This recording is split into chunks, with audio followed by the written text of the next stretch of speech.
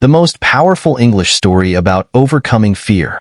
Hey everyone, welcome back to Speak in English. Today, I have a story that will inspire you to face your fears head-on. I'm talking about a powerful English story that will remind you that fear is just a feeling, and it doesn't have to control your life. There's a quote by Dale Carnegie that goes, "Inaction breeds doubt and fear. Action breeds confidence and courage." And today, I'm going to show you how one story helped me transform my fear into something powerful. If you've ever felt stuck, held back, or paralyzed by fear, this video is for you. Because by the end, you'll be ready to take on whatever life throws your way. So, let's dive in and talk about overcoming fear. A few years ago, I was stuck. I was living my life, but I didn't feel like I was truly living. I was afraid. Afraid of failure, afraid of judgment, and afraid of what might happen if I stepped out of my comfort zone.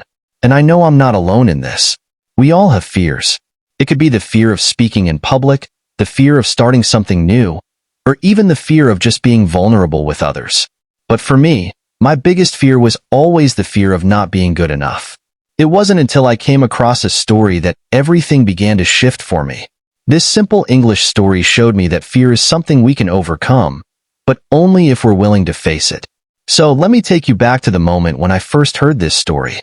The story I'm about to share with you is about a young woman named Emily. Emily was a shy, introverted person. She had always been afraid to speak up, afraid to pursue her dreams, and afraid to take risks. She lived in a small town, and her life was simple, but she often felt like there was something more she was meant to do. But every time she thought about stepping out of her comfort zone, fear would hold her back. One day, Emily received an unexpected letter. It was an invitation to apply for a prestigious writing competition. The winner would receive a scholarship to study writing at a university abroad, something Emily had always dreamed of. But as soon as she read the letter, doubt flooded her mind. What if I'm not good enough? She thought. What if I fail? Fear gripped her heart, and she almost put the letter down. But then, she remembered something her grandmother had told her when she was younger. The only way to grow is to face the things that scare you the most. In that moment, Emily made a decision. She was going to apply, even if it meant confronting her biggest fear. She was going to take action, no matter how scared she felt. Emily spent the next few days working on her application. Each time she sat down to write, fear crept in. She would ask herself, am I good enough? What if they don't like my writing? But instead of letting the fear stop her, she pushed through it. She kept writing, even when it felt impossible. And as she worked, something incredible started to happen. With every word she wrote, Emily started to realize that the fear she was feeling wasn't as powerful as she had once believed. In fact, the more she faced her fear, the more confident she became. As Nelson Mandela once said, "I learned that courage was not the absence of fear, but the triumph over it." Emily wasn't fearless, but she was learning to move forward despite the fear. She was taking action, and that's what made all the difference.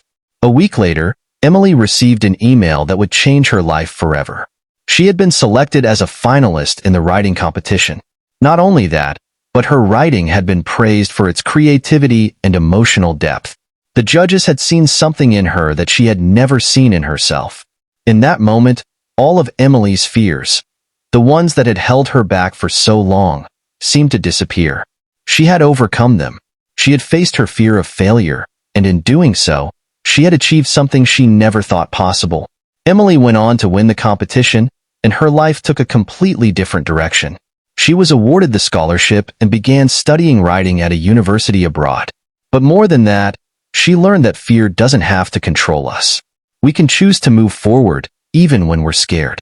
Emily's story isn't just about winning a competition. It's about what she learned along the way, that fear is natural, but it doesn't have to stop us from achieving our dreams. In fact, fear can be the very thing that pushes us to grow.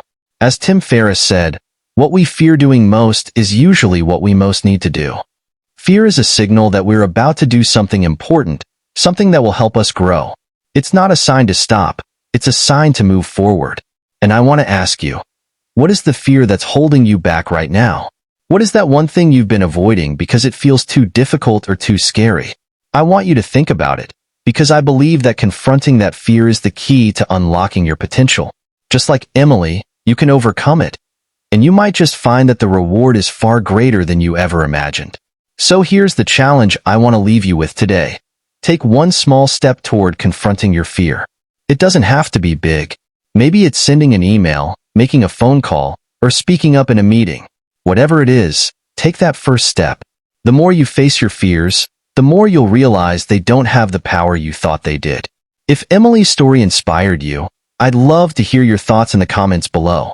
What's one fear you want to overcome? How can you take action today? Let's talk about it. And if this video resonated with you, please hit that like button, share it with someone who needs encouragement, and don't forget to subscribe to Speak in English for more stories that will inspire you to take action. Thank you for watching,